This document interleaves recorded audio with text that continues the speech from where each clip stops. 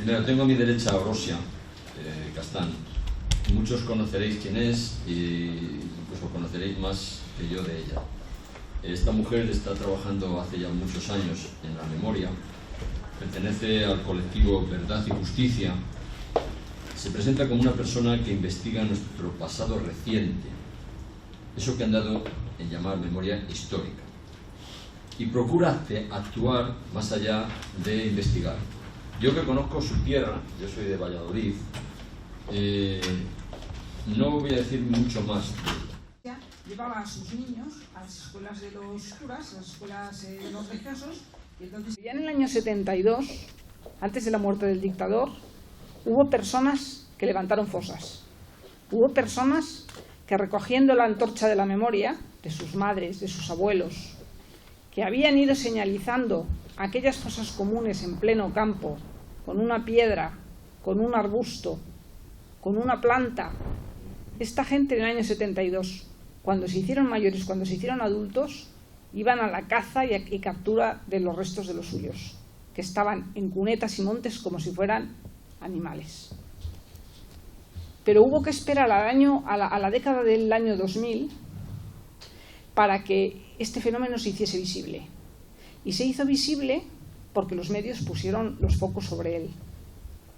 Fue, como recordaréis todos muy bien, la exhumación de una fosa en el Bierzo, una fosa común de las cientos y cientos y cientos que están por toda nuestra geografía. Es una cosa increíble. En este país hay más fosas comunes y más enterrados en descampado que en Camboya. Es un escándalo sin precedentes. Ha dado igual todas las recomendaciones que se hiciesen desde los tribunales internacionales, desde la UNESCO, desde cualquier institución, ha dado igual. Han sido ninguneadas por absoluta y totalmente todos los gobiernos, demostrándose con ello que el problema era un problema de Estado, un problema de Estado. El año 2002 empiezan a abrirse las fosas con los focos mediáticos puestos sobre ellas. Y de repente se experimenta un boom y el asunto se hace famoso, digamos, ¿no? Es bastante repugnante para mí, como familiar que soy y que tengo personas metidas en fosas comunes, el pensar que se debió al foco mediático el que todo esto saliese a la luz. Pero bueno, vale. Muchas veces los instrumentos nos valen para nuestros fines, a pesar de que no sean ni ortodoxos ni buenos. Quiero decir con esto que la memoria no aparece en el 2002, que la memoria estaba custodiada en las casas de todos nosotros, pero ocurría una cosa, la memoria era individual, personal. Cuando empiezan a surgir todas estas fosas, la gente se empieza a dar cuenta de que es un fenómeno generalizado, de que no es una historia que pase en un pueblo pequeño, no es un crimen individual de una localidad, en el que unos se hayan matado a otros y punto. No, es que empiezan a surgir en todos los sitios. Y tú, cuando empezabas a hablar con las personas por los pueblos, el que no conocía a uno era porque tenía uno. Y el que no tenía uno era porque su vecino sí que tenía uno. Y al final resultó que la mitad de España estaba en fosas comunes. Una situación completamente irregular. Pero además de irregular, completamente inadmisible. La cuestión fue que, estando el Partido Socialista en la oposición, una diputada que se llama Amparo Valcarce, que es de León, leonesa, y que estaba en contacto próximo con las exhumaciones del Bierzo, sacó a la luz pública el asunto de las fosas. Y dijo, cuando el Partido Socialista estuviese en el gobierno, se haría una ley y se sacaría a la luz toda la auténtica y verídica historia falseada que nos han estado sirviendo durante todos estos años. De tal manera que los españoles realmente, al llegar el año 2000, no conocíamos en toda su dimensión qué es lo que había pasado en nuestro país. Se hace, por lo tanto, una ley. Voy a pasar así rápidamente por los tramos, pero en fin, se hace una ley. Y la ley que se hace, un gobierno socialista, un gobierno deudor de toda la gente que estaba en las fosas, puesto que una enorme cantidad de gente que estaba en las fosas eran socialistas. Estas personas no estaban registradas en los registros civiles como asesinadas, simplemente como fallecidas, no están, son desaparecidos. Y hay, como os he explicado, ahora mismo aquí cientos de miles. hicieron una ley en la que a las asociaciones nos convocaron, pero nosotros vinimos aquí a Madrid a hablar con Teresa de la Vega y no nos hicieron, por supuesto, ni caso a las recomendaciones que hacíamos nosotros. Nosotros, desde luego, lo que solicitábamos era que se declarase ilegal el franquismo, que se declarasen ilegales todos los actos legales que el franquismo emanó. Por lo tanto, todos los juicios sumarísimos, todos los consejos de guerra, todo eso debería de declararse ilegal. Y a continuación tomar las medidas oportunas. Bueno, se hizo una ley descafeinada a la hora de la verdad y para estupor sobre todo de los colectivos de víctimas, nos encontramos con que todos los grupos políticos, a excepción de Esquerra Republicana, cosa que no olvidaremos nunca, los familiares y los activistas, nunca lo vamos a olvidar, todos firmaron a favor. Se consagraba así la impunidad. Se consagraba así la segunda parte de la transición. La transición fue un pacto, fruto de un pacto, como todos los frutos de pactos, indigno, porque implica dejación. Y en este caso lo que se dejó es la memoria, es decir, la historia de la realidad de los hechos ocurridos, pero no por una cuestión baladí cualquiera, sino porque en esa ilegalidad de ese régimen que surge de un golpe de Estado sangriento contra la única legalidad que es la salida de las urnas, que es la Segunda República Española, está basado la dictadura de Franco y a continuación la perpetuación del régimen que él mismo preparó, es decir, una monarquía con un rey que era Juan Carlos I. No hubiera sido posible esto sin la anuencia de una serie de partidos políticos que dijeron que eran de izquierdas, que capitalizaron, y ese es su crimen, capitalizaron el nombre de la izquierda y en nombre de la izquierda firmaron esos pactos indignos, cuando ellos no eran izquierda. Tengo que recordar a los aquí presentes, o quizá no se lo tengan que recordar, que todos los partidos que estábamos y agrupaciones a la izquierda del Partido Comunista quedamos fuera. En esas condiciones se firmaron los pactos. Los pactos eran muy importantes y había que firmarlos. Porque, como vuelvo a repetir, y es que aquí está el bolsillo de la cuestión, se ponía en peligro la legalidad misma y la legitimidad misma del origen del régimen espúreo de Franco y de la monarquía. El asunto de la memoria dio mucho de sí, porque inmediatamente el Partido Socialista en el gobierno colocó el tema de la memoria histórica en las manos individuales y personales de las familias, de los pueblos, de las asociaciones, encomendándoles una tarea que solo a los estados compete, solo a los estados: la búsqueda de la verdad, la reparación de las víctimas, la dignificación de los hombres y, sobre todo, el establecer la legalidad de los procedimientos. ¿Cómo iba a hacer eso el Partido Socialista si ellos mismos habían salido de los pactos espúreos de la Moncloa? Era absolutamente imposible que saliese eso de ahí. Pero lo que fue tremendo es que muchas de las asociaciones asumieron esas tareas como si fueran subcontratas. Y hablo de esto y digo que como si fueran subcontratas porque eso se hizo dinero mediante y subvenciones mediantes. Yo no soy purista y os he empezado diciendo que a veces las herramientas hay que utilizarlas a pesar de que no se ensucien las manos. A veces las cuestiones son así. Yo no es que esté contra las subvenciones, lo que sí que estoy es contra las subcontratas. Y desde luego me parece fatal que un crimen contra la humanidad, que es el que está en la base de todo un sistema de gobierno y todo un sistema que es el nuestro y que lo que procura es una democracia deforme, que es la que tenemos ahora, esté sustentada sobre esas bases que al final son mercenarias. Bien, el poder, como sabéis, tiene unas maneras de funcionar que las podemos analizar muy bien. Cuando surge un movimiento de estas características, como sucedió en nuestro país, lo que hace es intentar primero penetrar en las asociaciones. Intenta entrar en ellas, intenta dividirlas, intenta acapararlas y si no puede las compra. Eso fue lo que ha pasado con el movimiento memorialista. Quede claro aquí que yo no estoy para nada, ni estoy yo en nombre de mi organización, que es Verdad y Justicia, denigrando a aquellas personas a las que interesa estrictamente su memoria personal. Eso es completamente legítimo. Esas personas simplemente deberían de plantearse por qué ellas tienen que ir pala en mano a sacar a sus abuelos y a sacar a sus ancestros.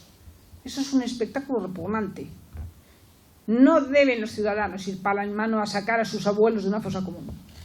Además de que están destruyendo pruebas, eso es un crimen, y no un crimen cualquiera. Es un crimen de Estado. Pero aunque fuese un crimen cualquiera, las autoridades deberían de estar a pie de fosa y no lo están. Entonces eso es una cosa que no hay quien se la coma. Es una destrucción de pruebas, como os explico. Y el día de mañana, cuando vienen que si un relator por aquí, que si una jueza por allá, resulta que los restos de los nuestros están descansando en casa de uno que dice que es arqueólogo porque resulta que tiene una subvención. Las cosas se han hecho mal desde el principio, pero se han hecho mal pensándolas muy bien. A veces, para hacer las cosas muy mal, hay que pensar mucho más que para hacer las cosas muy bien.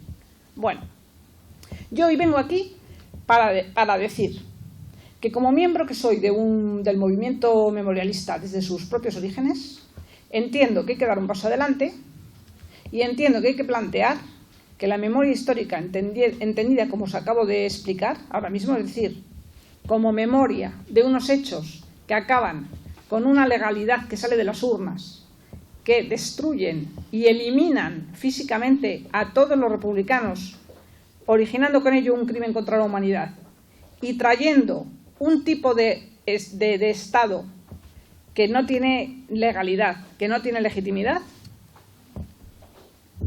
La memoria histórica tiene que servir como un hilo que cosa esa Segunda República conculcada, abatida, asaltada y eliminada con la siguiente república, con la Tercera República. Esa es la cuestión de la memoria histórica y el salto cualitativo que las asociaciones deben dar. No excluye esto al rescate de la memoria individual, pero hay que reivindicar que esto es un problema de Estado, que hunde sus raíces en un golpe militar, que pone en cuestión absolutamente la legalidad actual y que, por lo tanto, el asunto de la monarquía queda fuera de toda duda. Ese es el hilo. El hilo no es mi abuelo, el hilo no es tu padre, el hilo no es la fosa de tu pueblo. El hilo es que eso fue un golpe contra una legalidad constituida. Y que lo que hay que hacer y exigir ya no es sacar los huesos, sacar a la persona, que también. Lo que hay que exigir es sencillamente la ilegalización formal desde el Parlamento del régimen que salió de ese golpe de Estado sangriento, el franquismo, de su consecuencia, la monarquía de Juan Carlos, y de su secuela, la monarquía de Felipe VI. Los valores republicanos están allí. Los valores republicanos son los que son. Somos ciudadanos. Queremos la igualdad. Exigimos no ser súbditos. Tenemos derecho a la verdad, a la justicia y a la reparación las víctimas y a la verdad todos los ciudadanos. Y a que sea el Estado el que ponga las medidas para resolver las tres cuestiones que acabo de plantear. Y es lo que quería decir hoy, que la memoria histórica va más allá de la fosa y la memoria histórica va más allá de la memoria de los nuestros. Que la memoria histórica, en el fondo, es la piedra de toque que tiene que acabar con este sistema corrompido, putrefacto, metido hasta el cuezo en un baño de sangre y recuperar los valores republicanos de la segunda para una nueva, la tercera. La memoria histórica siempre al servicio de la República. ¡Viva la República! ¡Viva la República!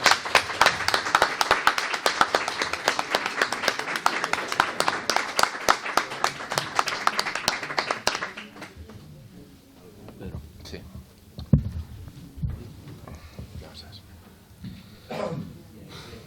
Al servicio de la República. Al servicio de la República, y con ese nombre se había constituido la referencia.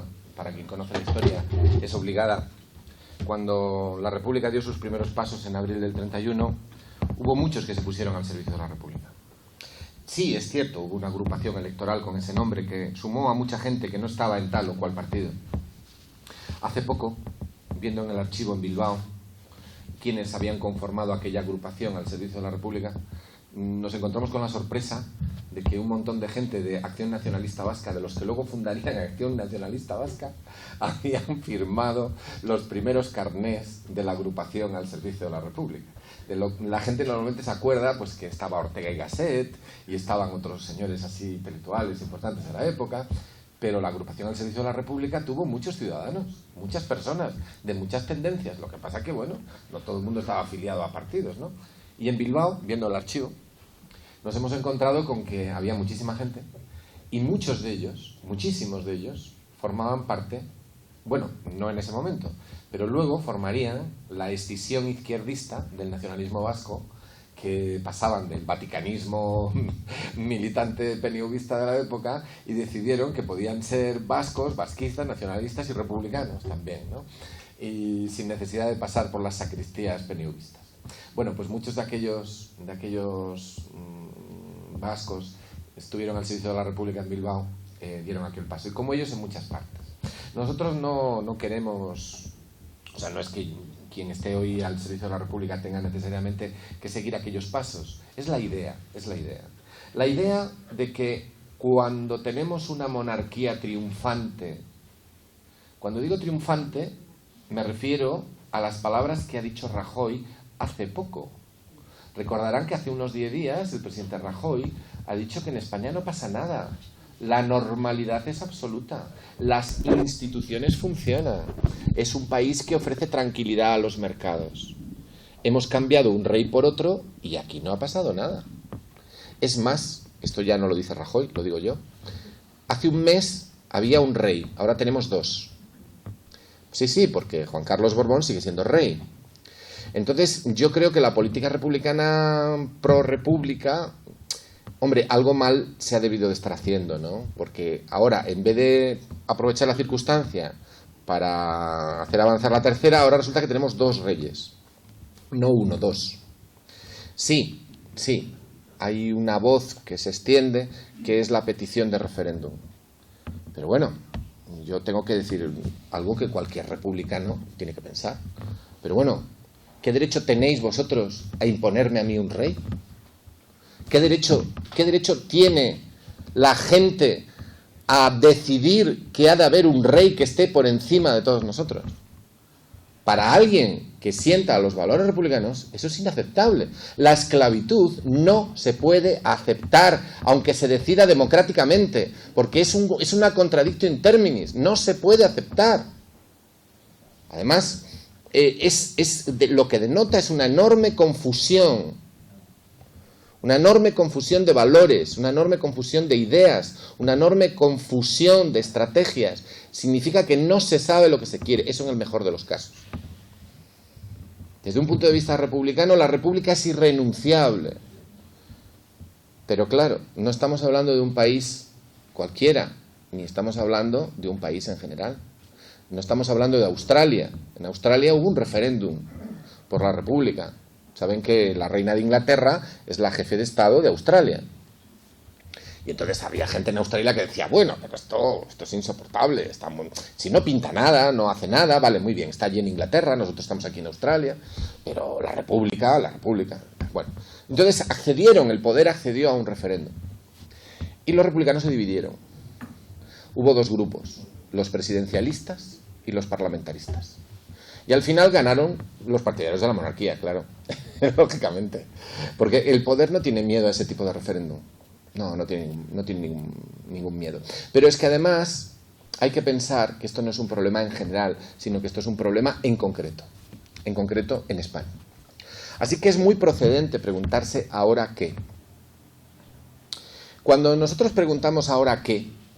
En el tema de la República, en el momento concreto de la actualidad española, en estos instantes, ahora que ha pasado ya una eternidad desde que Felipe VI accedió al trono, ahora que ya la República ya no es prioritaria, ha vuelto a no serlo, ya ha desaparecido, del foco. Toda la campaña esta que había contándonos las cacerías de elefantes del Borbón de turno ha desaparecido ya. Ya no va a haber ataques al Borbón de turno, porque ahora, al contrario, me lo decía alguien que conozco del Partido Socialista, qué simpática es la reina. Estuvimos en una cena el otro día con ella, qué bien habla esta chica y tal. Bueno, ahora que la situación es otra, en las propias filas de la izquierda lo que empiezan a salir son lo que se denominan los problemas reales. No, ahora lo que toca es los problemas reales. Los problemas reales es la situación social, la degradación de los derechos, del trabajo, los derechos ciudadanos, la situación tremenda de depauperación, de precarización, de destrucción de lo público, de aniquilación de las esperanzas de toda la juventud y de sus padres, y de lo que haga falta, de la espiral de destrucción en la que nos encontramos. Eso es lo prioritario. Pero es que la lucha por la República no es algo separado de la realidad. Orosia, de quien tengo que decir que es alguien de quien he aprendido mucho, porque ella representa la fortaleza en una tierra difícil, como es Valladolid, una provincia donde hubo más de 3.000 muertos. Y no es un entorno fácil para ser coherente. Ser coherente nunca es fácil, pero a veces hay cada sitio que manda narices, si usted me permite. Bueno, pues ella siempre ha sido un ejemplo para muchos, y en la Federación Estatal de Foros por la Memoria estamos realmente muy contentos de que quien ha trabajado con nosotros hace ya tiempo y ha representado la encarnación de una idea y de unos valores. Porque si las ideas y los valores no se encarnan en la conducta de la gente, de personas, entonces esas ideas y esos valores no significan nada. Y eso es un pensamiento republicano, eso es republicanismo en estado puro. El republicanismo no es solo una idea, el republicanismo es una conducta. Y si esa conducta no acompaña los valores, esos valores no son nada. El republicanismo no es idealista, se basa en la conducta. No es republicano el que dice serlo, es republicano el que se comporta como tal. Y cuando encuentras gente que asume eso, al coste personal que sea, y encarna esos valores y ese derecho a la verdad, a decir las cosas como son, a plantear las contradicciones y ponerlas encima de la mesa, pues entonces quienes estamos también luchando en esta trinchera sentimos que no estamos solos y sentimos que hay gente más allá de nuestro propio desánimo particular en un momento dado, gente que sí sabe estar a la altura de las circunstancias. Y estamos muy contentos en la Federación Estatal de Foros que Orosia y su grupo se haya incorporado al Foro de Castilla y León. El planteamiento que ella ha hecho ahora, de que la memoria histórica es el hilo que une la Segunda República y la Tercera, es una idea altamente subversiva. Es una idea completamente inaceptable por el sistema. Y es absolutamente repudiada por muchos que pretenden ser la vanguardia de la lucha de la izquierda e incluso, fíjense, hasta de la lucha por la República en el momento actual. Y es que la lucha por la República no es una lucha separada de las luchas sociales. Es que eso no es cierto. ¿Qué es la República si no es la defensa del bien común? La de un Estado comprometido con los derechos y libertades de todos. ¿Qué es la República si no se basa en el republicanismo? Porque me dirán ustedes, repúblicas hay muchas, y fíjense cómo están la mayoría, están fatal. Claro, lo decía un personaje de Fortunata y Jacinta, Benito Pérez Galdós. Saben que es uno de los grandes socios de ese Ateneo, todo hay que decir. Benito Pérez Galdós pone en boca de un personaje lo siguiente: Isabel II ha caído. Se abre un momento en el que la historia de España puede ir hacia la República o hacia una monarquía sin Borbones. Y un personaje, un marqués, dice: no, nosotros no tenemos miedo a la República. El marqués dice: no tenemos miedo a la República. A lo que tenemos miedo es al republicanismo. Por eso, hablar de la República y en nombre de la República es gratis. es fácil. Ahora la lucha popular, la lucha de la gente durante muchos años, ha logrado que algunos diques se hayan roto y ahora hay miles de banderas republicanas. Ahora ya nadie se atreve a decir que no pueden salir en el ámbito de la izquierda, ni siquiera ya en el 15M, porque en los primeros días el libro de estilo de quienes lo montaron, no de cómo evolucionó posteriormente, porque eso fue una situación abierta, pero sí de quienes lo montaron y diseñaron, tenían la idea de que las banderas tenían que ser desterradas.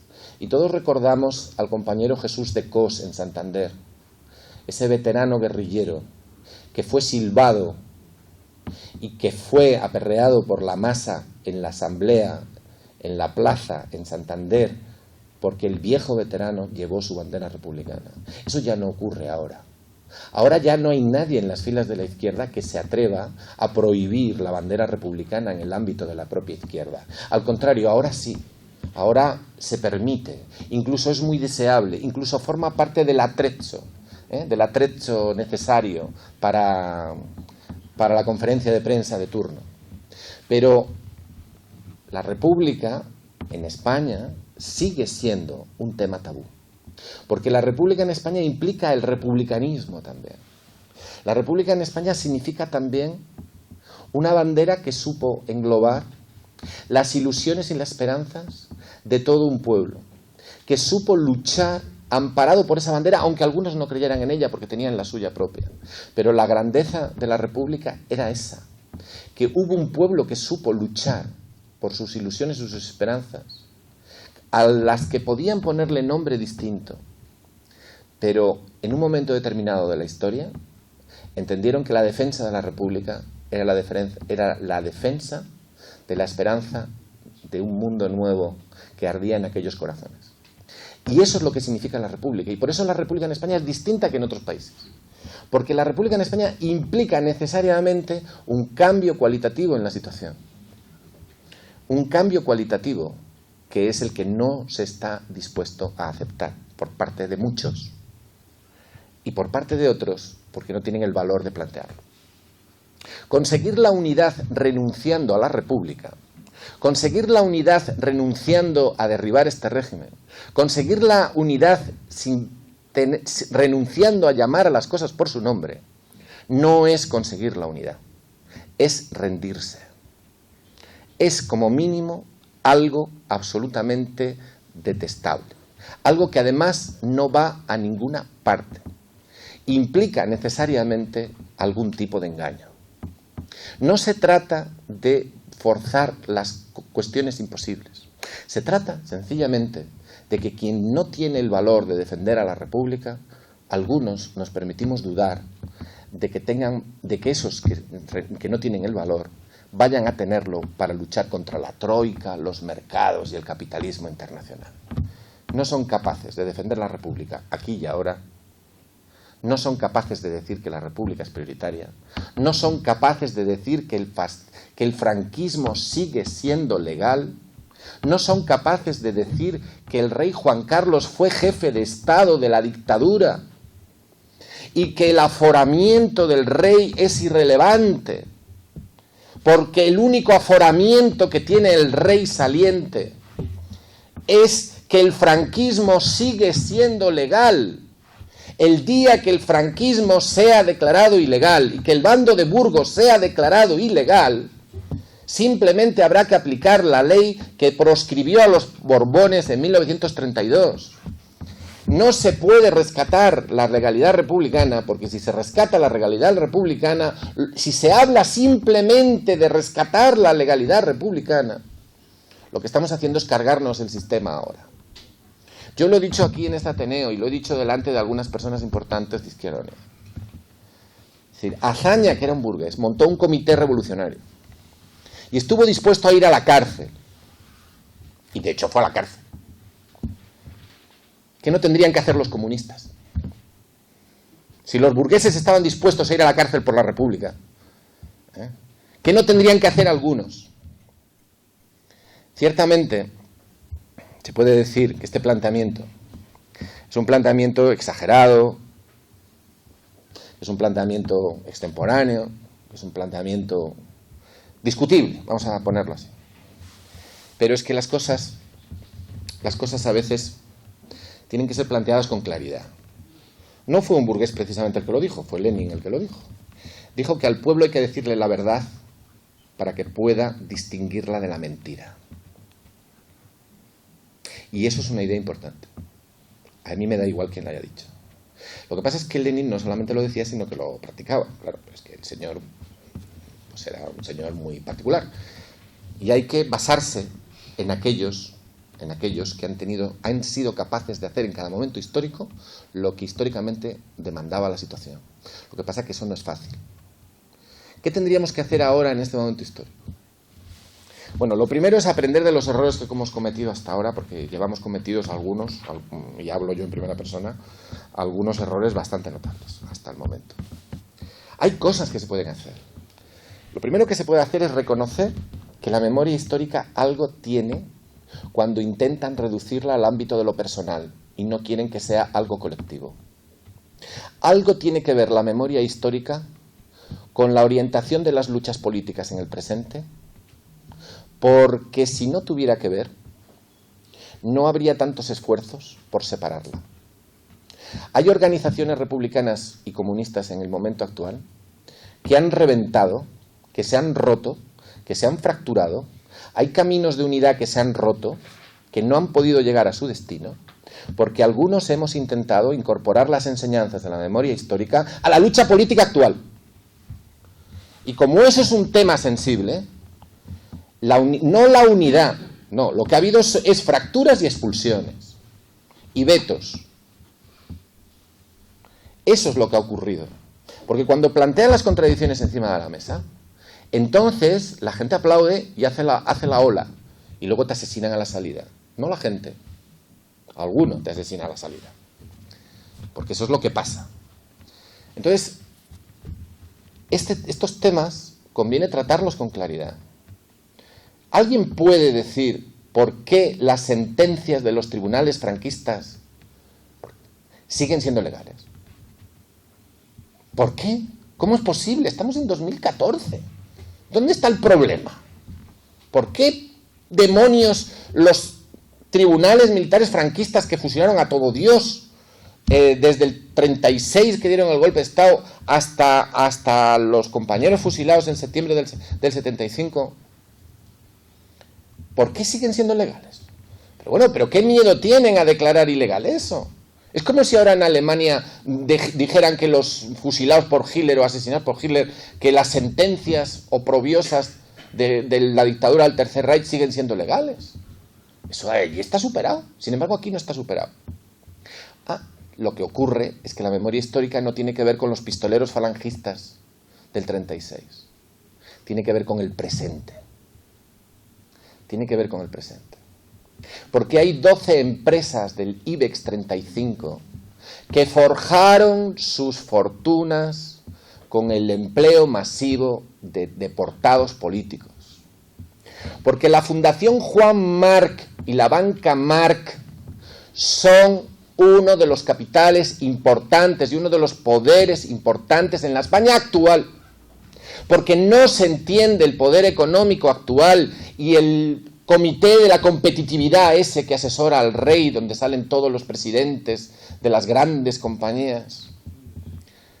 No se entiende ese grupo si no añadimos a la ecuación la memoria histórica. El origen de las fortunas, el origen de la situación de poder. Y curiosamente, estos señores del Consejo de la Competitividad que asesora al rey, donde están los grandes poderes de este mundo, las grandes empresas, estos no son políticos. Fíjense ustedes, no son políticos. No son objeto de burla por la calle. Se hace burla por la calle a los políticos, a los sindicalistas. Pero a los que detentan el poder económico de verdad con nombres y apellidos ni se les nombra siquiera. Ni se les incomoda de ninguna manera, como por ejemplo señalando cuál es el origen de sus fortunas o de su situación de privilegio o de poder. Y cuando se sabe esto y se oculta, es o estupidez, que lo dudo, y en algunos casos, sin duda, alguna complicidad. Porque no es un juicio de valor lo que estoy diciendo. Es una interpretación de un hecho. El hecho es que se calla. Cuando he ido a Mallorca, cuando hemos ido a Mallorca, hemos estado en Mallorca muchas veces con los compañeros de la Asociación de Memoria de Mallorca, que también hay que decir, María Antonia Oliver es, vamos, una heroína, o sea, tengo que decirlo, ¿eh? Porque hay entornos y entornos. Y si hay una comunidad autónoma donde la corrupción ha llegado a unos extremos ya que son ya para morirse, es Mallorca. Y hay una conexión directa entre la corrupción en Mallorca en la actualidad y el crimen cometido en esas islas contra la población, contra los campesinos y los sencillos trabajadores y la pequeña burguesía republicana de la isla, porque no podían escaparse. Los franquistas allí fusilaron hasta sacerdotes, que estaban horrorizados con la represión. Hay una conexión directa entre el nivel de corrupción y de soberbia y de desprecio a la ciudadanía que hay en Valencia, en Mallorca, en Madrid y en amplias capas de la derecha española en muchos sitios, porque son fruto de la impunidad, de saberse impunes, de saberse herederos de los que ganaron su maldita guerra, ganaron su maldita dictadura y lograron perpetuar sus privilegios en la maldita transición. Lo que pasa es que, bueno, hay gente que siempre te dice, pero estamos mucho mejor ahora que antes. Dice, sí, claro, y con Franco no había televisión en color. Es verdad, claro que estamos mejor. ¿Pero qué quiere? ¿Que dé gracias de que me dejen hablar? Al menos por el momento. ¿Qué quiere? ¿Que demos gracias de eso? Hubo un momento en el que la gente no daba gracias, sino que luchaba por aquello a lo que tenía derecho. Nosotros, algunos de los republicanos, no queremos un referéndum, porque lo que defendemos es la legalidad de la Segunda República. Durante al menos 5 segundos, en las Cortes tendrá que volver la legalidad de la Segunda República para dar paso a la tercera. Durante al menos 5 segundos.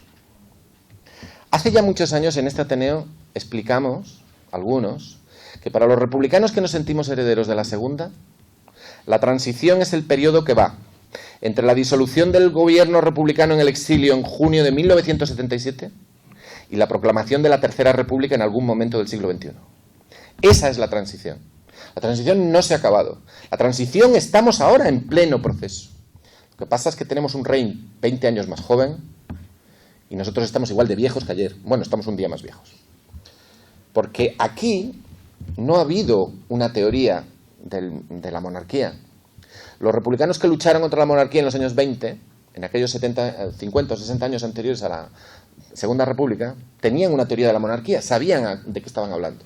Pero como aquí el debate de la república es tabú, como no se puede hablar ni de laicismo, ni de laicidad, ni de república, de verdad, no se puede hablar. Se puede hablar aquí entre nosotros, claro, pero no se puede hablar, no es prioritario.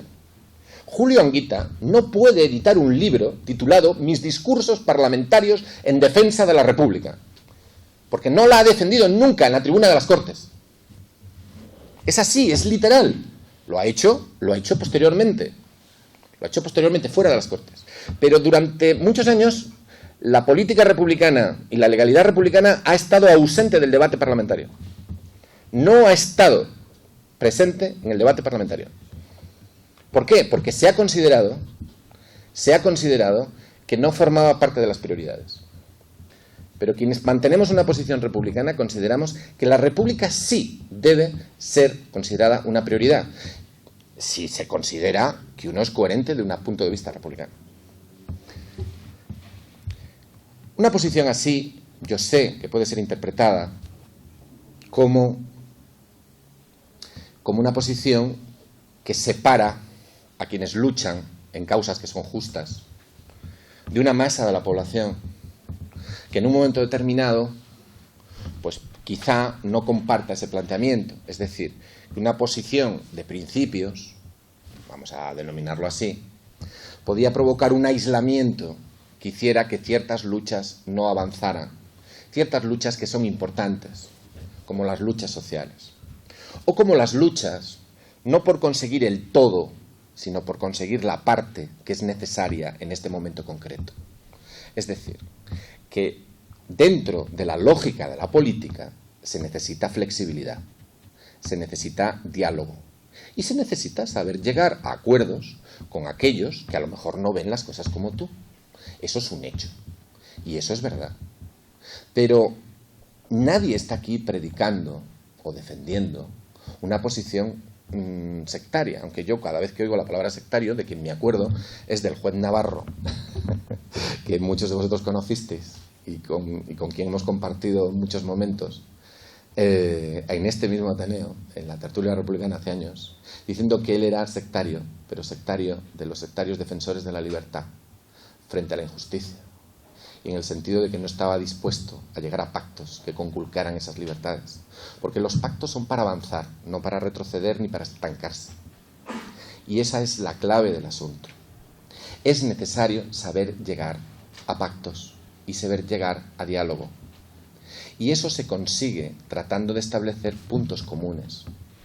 Quienes defendemos que la República sí es prioritaria y que la República forma parte de la solución y no parte del problema, quienes consideramos que es absolutamente inaceptable que Alberto Garzón haya hecho un libro sobre la Tercera República donde no hay referencia ninguna a la Segunda, quienes consideramos que es sencillamente impresentable que se pase de Robespierre al 15M sin hablar de lo que ha ocurrido en España entre medias, nos atrevemos a decir que sencillamente a lo mejor sería oportuno algún tipo de debate público que permitiera hablar sobre la necesidad de incorporar la memoria histórica a la lucha por la República. Porque si incorporamos la memoria histórica a la lucha por la República, entonces, a lo mejor, tendríamos ciertos argumentos para frenar en seco al ministro Gallardón cuando se permite dar lecciones de moralidad a los diputados de izquierdas en el Parlamento. Cuando él mismo está promoviendo leyes que forman parte del catálogo de medidas represivas que están ahogando las libertades en España ahora, cuando él mismo tiene en casa a un exministro de Franco, cuando tenemos un ministro del Interior que forma parte de una secta religiosa integrista que está literalmente ligada a la batería de medidas morales para hacer tragable el nivel de represión de la época de Franco, porque todos aquellos compañeros fusilados lo fueron por tribunales militares y por jueces y por miembros de gobiernos franquistas que pertenecían al Opus Dei. Y es absolutamente impresentable la presencia de miembros de esa secta dentro de las instituciones del Estado al nivel en el que está. Si no incorporamos elementos de la memoria a la lucha política, no vamos a ser capaces de entender nada del asunto. No tenemos que adoptar la posición de la izquierda que quiere el sistema. Tenemos que adoptar la posición de la izquierda que la izquierda misma considere necesaria. Necesitamos incorporar, restaurar el hilo rojo de la memoria para poder trazar estrategias de victoria. Sí, cierto. ¿Cómo se articula eso? ¿Cómo se logra defender ciertas posiciones y llegar a la gente? Porque el hecho cierto es que en este momento, lo que se dice en este momento, no se puede decir que haya muchas fuerzas políticas que establezcan una conexión entre la legalidad republicana perdida y la lucha por la Tercera República. ¿Cuántas referencias al presidente Maldonado hubo a raíz de la abdicación? ¿Qué entidades políticas o sindicales defendieron o recordaron que la Segunda República aguantó en sus instituciones en el exilio hasta 1977 y que hubo dos países, México y Yugoslavia, que reconocieron a la Segunda República hasta 1977? ¿Cuántos mítines hubo el día de la abdicación del rey?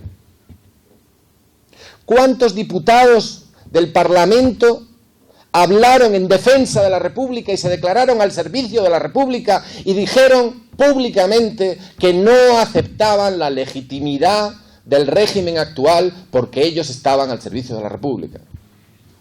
Pues no, se consideró que no era necesario, que lo que había que hacer era exhortar al pueblo a que se pronunciara. el habla pueblo habla de 1977 se ha convertido ahora en el derecho al referéndum. Pero desde un punto de vista republicano, no es aceptable la monarquía, aunque se decida entre todos. La Declaración Universal de los Derechos del Hombre no se sometió a referéndum, se proclamó. Los derechos y libertades no se someten a referéndum.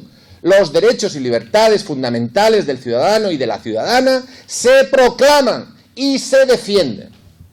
Y eso es lo que hay que hacer exactamente con la República. Y el que no vea las cosas así, bueno, pues tiene otro planteamiento. Que yo lo acepto. Yo comprendo que otras personas tengan otro planteamiento. Por supuesto que sí. Lo que nos atrevemos a decir algunos es que a lo mejor puede ser que habría que darle un cierto nuevo pase a las políticas para traer la tercera, en vista del éxito que estamos teniendo. No ya los republicanos que no tenemos representación, sino los republicanos que dicen que lo son y que la tienen. A lo mejor convendría plantearse las cosas de otra manera. Bueno, pues parece que no, porque hay indicios, nos dicen, en el horizonte, de que nunca antes... Bueno, yo lo siento, pero yo creo que hace un mes teníamos un rey y ahora tenemos dos. Y además aforado. Bueno, pues muy bien. ¿Qué se podría hacer? Bueno, pues se podrían hacer muchas cosas. La monarquía funciona en el plano de lo simbólico. Y hay que luchar en todos los ámbitos. En el ámbito simbólico, en el ámbito de la realidad política, de la realidad electoral, de la realidad parlamentaria, de la realidad institucional, en el ámbito de la calle y en el ámbito de las luchas sociales. La aportación que podemos hacer, una cierta tendencia de los republicanos, es decir honradamente a quien nos quiera oír y con quien queramos compartir, quien quiera compartirlo con nosotros, que la lucha por la República forma parte de la solución. La lucha por la República no es algo separado. No es algo separado. Si uno lucha por la educación pública, por la sanidad pública, por la separación Iglesia-Estado, por los derechos de los trabajadores, por los derechos de las mujeres, por los derechos de las minorías, por el bien público, por un Estado comprometido con los derechos de todos, por un Estado comprometido con la supervivencia del pueblo, en las palabras de Robespierre, pues si luchas por todo eso por separado, te vencerán por separado. Pero si luchas por todo eso junto, lo que tienes es el programa de la República. Dirán, pero repúblicas hay muchas, recuerden lo que dije del republicanismo. Bien, pero ciertamente repúblicas hay muchas, pero nosotros estamos en España. La república que queremos, ¿qué república tiene que ser? Una república sin impunidad del franquismo. La impunidad del franquismo está sofocando la democracia española actual. Es la que está llevando a las leyes regresivas, es la que está sofocando las libertades y los derechos y las esperanzas de este pueblo. La impunidad del franquismo podrá no ser nombrada, salvo por nuestros compañeros en Sol, cada jueves. Pero la impunidad del franquismo no es prioritaria, no forma parte de las prioridades electorales y políticas. La impunidad del franquismo es un tema sectorial, nos dicen. Pues están el colectivo LGTB, está el colectivo ecologista, el colectivo de los jóvenes, el colectivo de no sé qué, el colectivo republicano. Son colectivos que tienen demandas sectoriales que tienen que ser satisfechas. Pero no son demandas que orienten la línea política central de la acción política e institucional de los grandes partidos. ¿Por qué? Porque defender la República, convertir la República en la línea principal de ataque, es realmente algo que el sistema no puede soportar en España en estos momentos, porque implicaría hablar de la impunidad, implicaría hablar de la necesidad de declarar ilegal la ley de amnistía, implicaría decir públicamente que por favor, pedir un referéndum cuando tenemos que ir a Argentina a pedir justicia. ¿Pero qué referéndum? ¿Con Gallardón organizándolo? ¿Con el ministro del Interior actual controlando a la policía en ese referéndum? ¿Pero de qué estamos hablando? ¿Pero qué tomadura de pelo es esta? ¡Ah, no! Que no estamos hablando de eso, que es un referéndum de mentira. Es que nos van a repartir cajas de zapatos para que vayamos a pedir el voto en las plazas y nos tienen así ocupados. Pero es que eso no es un referéndum. Un referéndum es otra cosa. Es que, ¿de qué estamos hablando? ¿Por qué se quiere engañar a la gente? Y digo engañar con todas las palabras. El sistema constitucional actual está montado para impedir que la República avance. Con la ley en la mano, los referéndums los tiene que convocar el presidente del gobierno. Ustedes ven a Rajoy convocando un referéndum por la República.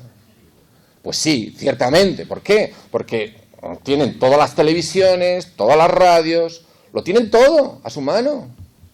Y tienen sobre todo 40 años de franquismo y 35 de propina que han descerebrado a la mitad del país porque el franquismo sociológico lo domina y lo controla todo. ¿Entienden? Entonces hay algunas propuestas que es mejor, hay algunos experimentos que es mejor hacerlos con gaseosa. No se atreven a anular la ley de amnistía porque dicen que no es necesario, y luego pretenden meternos en la coña marinera esta del referéndum. Aunque hay una segunda parte, quieren también lo del proceso constituyente. ¿Pero qué proceso constituyente? ¿Pero de qué estamos hablando? Pues eso es un término técnico nacido del derecho constitucional, que antes se llamaba derecho político. El proceso constituyente es devolver la palabra al pueblo, claro, sí, lógicamente. ¿Saben? Durante el siglo XX solamente hubo un proceso constituyente en España. Uno legal, convocado en tiempo y forma, hecho de acuerdo con los cánones del derecho político. Fue la convocatoria de elecciones a Asamblea Constituyente que hizo el Gobierno Provisional de la República a finales de mayo de 1931. Las elecciones de junio de 1931 fueron elecciones constituyentes. Hubo una apelación directa al poder del pueblo. Y no fue para elegir. No fue para elegir entre monarquía y república. No ha habido ni una sola república en España que haya venido por referéndum. Han venido como consecuencia de los crímenes de los Borbones y de la derrota política y social del bloque de clases que les apoyaba. El proceso constituyente, el único que hubo en el siglo XX, fue el que convocó el Gobierno Provisional de la República. En 1977 no hubo proceso constituyente, porque no hubo una apelación directa al poder del pueblo en la convocatoria de elecciones de junio del 77. Y además los partidos republicanos estuvieron prohibidos en esas elecciones y no se pudieron presentar. Y además todo el aparato de poder, los ayuntamientos, el poder judicial, la policía, todo, absolutamente todo el aparato del poder estaba intacto y en manos de los franquistas. En esas condiciones, sencillamente, y además no hubo una apelación directa al poder constituyente de la población. De manera que vamos a hablar de poder constituyente. Los republicanos no tenemos ningún miedo al poder constituyente. Por supuesto. Lo que pasa es que se utiliza la palabra referéndum y la palabra proceso constituyente para impedir hablar de república. Como en el año 77 se empleó la palabra libertad y la palabra democracia para no pronunciar la palabra república. La palabra república tiene que ser pronunciada. Y claro, lo que pasa sencillamente es que entonces no podemos conseguir la unidad de todos. Pero es que algunos lo que queremos es la unidad de los partidarios de la República. Sencillamente eso. Claro, ahora se nos dice que podemos conseguir la unidad. Podemos conseguir la unidad. Y el camino para podemos conseguir la unidad consiste en renunciar a los valores y a las señas de identidad de la izquierda. Así, literalmente. Nos lo dicen así, literalmente. La diferencia entre izquierda y derecha es algo que tiene que ser revisado. La República, bueno, será lo que decida la gente cuando se reúna más o menos en círculo, en cuadrado, en lo que haga falta. Dice, pero bueno, ustedes hagan lo que quieran. Pero la lucha por la República lleva mucho tiempo y seguirá mucho tiempo. ¿Lo conseguiremos o no lo conseguiremos? Hay una cuestión que quería decirles, y es que, miren, conseguir representación parlamentaria es relativamente sencillo. Necesita 3 elementos. Necesita visibilidad. Si tú no eres visible mediáticamente, a través de las redes, si no eres visible para una mayoría de la población, Pues mira, tú puedes ser Marilyn Monroe, pero te vas a quedar para vestir santos, porque nadie va a querer nada contigo porque no te conocen, no saben que estás ahí. La visibilidad es imprescindible en un proceso de elección política. Pero no basta. Los antitaurinos los conoce todo el mundo, pero la gente dice, sí, hombre, yo soy antitaurino, pero no les voto. O sea, son visibles, están ahí, han oído del tema, ¿no?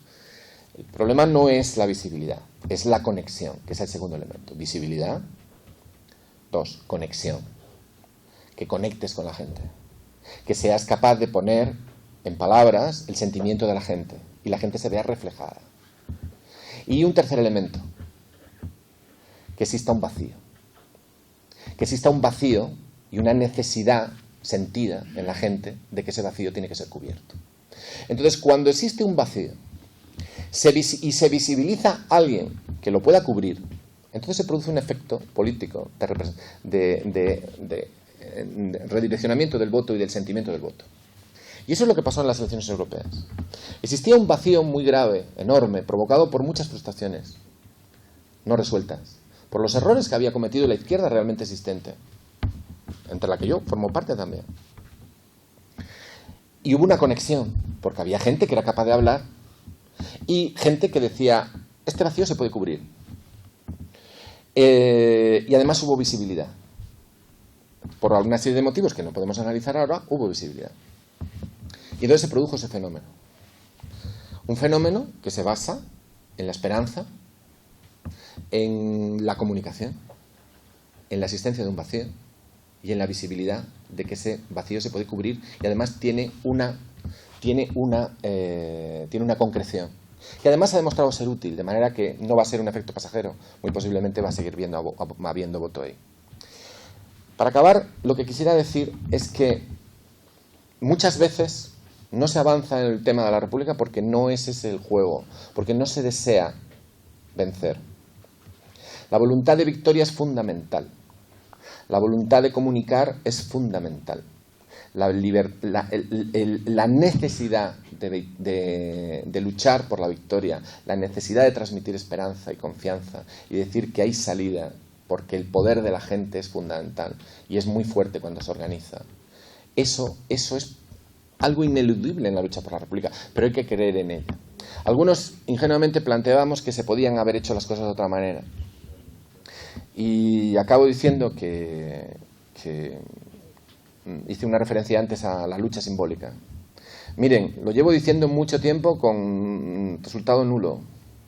Si mañana 300 concejales y diputados se reúnen en Jaca y hacen una declaración de lealtad a la República, de sentirse al servicio de la República, de rechazo de la legalidad heredada del franquismo, y hacen una apelación a la nación, y dicen que hay que convertir las siguientes elecciones en el verdadero referéndum, y hacen una apelación a una candidatura unitaria de amplia base, que permita a quien vote expresar su rechazo al régimen actual,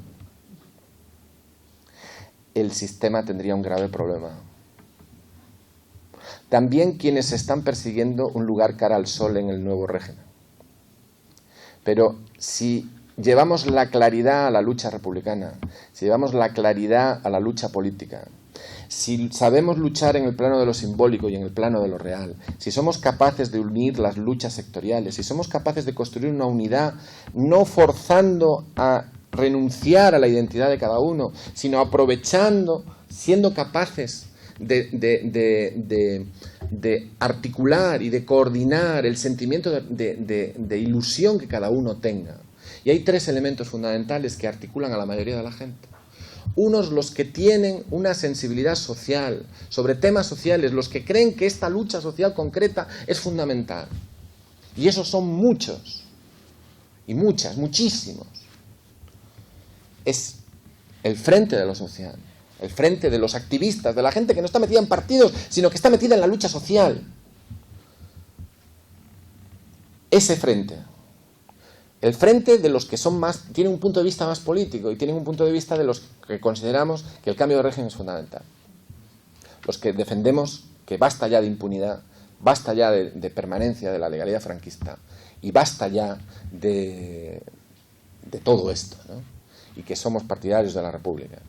Y luego el tercer bloque, los que tienen un punto de vista de la necesidad de repensar la estructura territorial del Estado. Es decir, el tema nacionalista, el tema republicano y del régimen y el tema de lo social. Un frente popular se puede construir sobre esos tres elementos. Si alguien considera que alguno de esos elementos le sobra, pues nada, que lo monte por su cuenta. Pero esos tres elementos juntos son un elemento clave y fundamental que permitiría articular un frente de unidad. Si alguien cree que sobra alguno y veta la lucha por la República y la lucha por los valores de la segunda como base para construir la tercera, y veta el que no se hable, el que se hable de la permanencia de la legalidad franquista a día actual, y dice y sigue defendiendo a día de hoy que ese no es un tema fundamental y que eso no afecta para nada a la relación de fuerzas actual, cuando la relación de fuerzas actual es fruto precisamente de la derrota continuada que arrastramos desde el 36 hasta el momento actual, porque lo que hemos hecho es encadenar una derrota tras otra. La relación de fuerzas actual es fruto de esto, y si no se incorpora la memoria histórica a la lucha política, no vamos a ser capaces de comprenderlo, porque quien tiene memoria histórica de las raíces de su poder y de la fortaleza de su poder es la derecha. La derecha sí que tiene memoria histórica, y sí sabe dónde tiene que golpear, y sí sabe dónde tiene que poner los diques. Somos nosotros, el conjunto de la izquierda, quien no se aclara al respecto.